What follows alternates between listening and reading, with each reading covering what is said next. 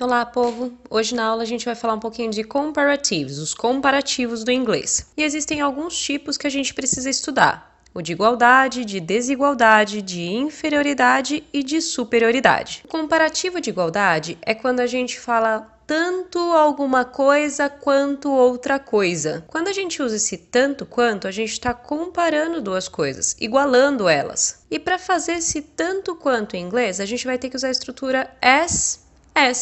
Ou ainda o so e o as. E aí no meio desses tracinhos a gente coloca o adjetivo que a gente quiser. Vamos ver o exemplo. Ela é tão alta quanto ele. Ela é, em inglês a gente diz she is, tanto quanto a gente viu que a estrutura é o as. Alta, em inglês a gente diz tall, então a gente vai colocar esse tall aí no meio desses dois as, e him é o ele no final da frase. Então ficaria she is as tall as him, ou she is so tall as him, tanto faz usar o so ou as. Bem facinho, não tem segredo, não tem regra, não tem nada além disso. Já o comparativo de desigualdade, para pensar um pouquinho, ele tem que negar a igualdade de alguma coisa. Então é quando a gente diz não tão quanto, que em inglês ficaria not as ou not so as, tanto faz. Então, sempre pensando em exemplo, ela não é tão alta quanto ele, ela é, em inglês a gente diz she is. Esse não a gente viu que é o not, as. Entre essas duas estruturas a gente precisa colocar o adjetivo, que é o tall, e ele é o him.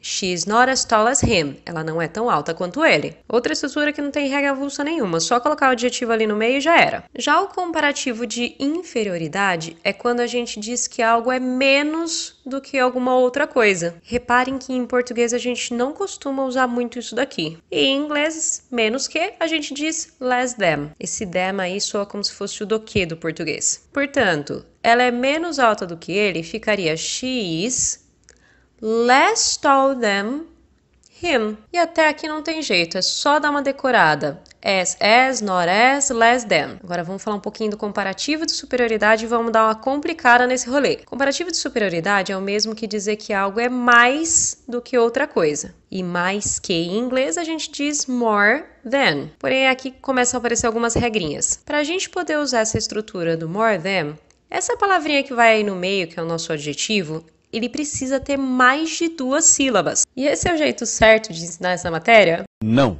Porque contagem de sílaba em inglês é o caos. A gente teria que saber radical e desinência. Só para vocês terem uma noção, não sei se vocês já pegaram naqueles dicionários que no meio da palavra, do vocábulo, tem uns pontinhos. Aqueles pontos estão dividindo as sílabas de inglês, que como vocês podem ver aí, não segue regra nenhuma do português. Porém, dá para a gente aproveitar aquele esquema de contar os sons da palavra e dividir em sílabas no inglês também. Vai funcionar na maior parte dos casos, mas para mais que para menos. E como se virar a intenção da aula, vamos fazer esse esquema. Vamos ver exemplo para ficar mais tranquilo. Ela é mais inteligente que ele. Ela é, você já viu 1 milhão de vezes que é o she is, mais inteligente do que a gente vai dizer more intelligent than, e ele vai ser o him. Conta comigo no mesmo esquema do português. Intelligent.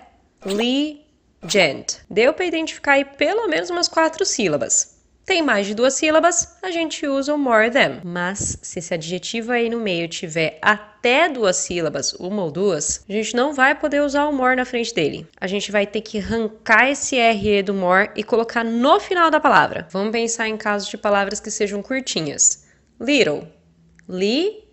2 sílabas no mínimo. Big. 1 sílaba só.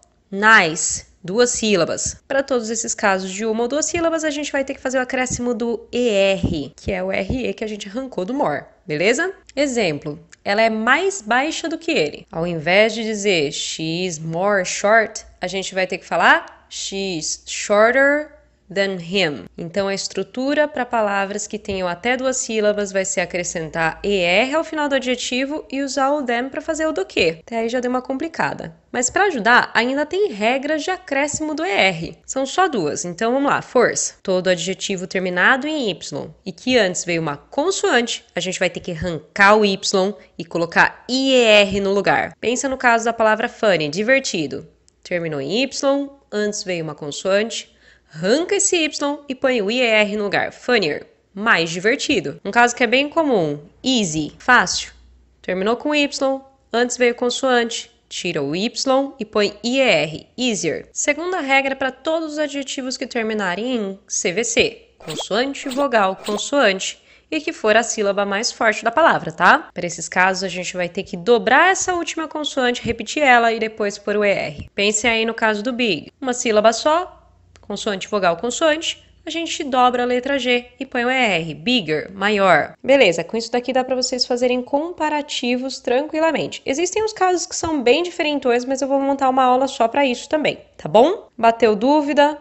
Pega uma tabelinha de resumo, dá uma olhadinha, vê o que você precisa usar e aplica a regra.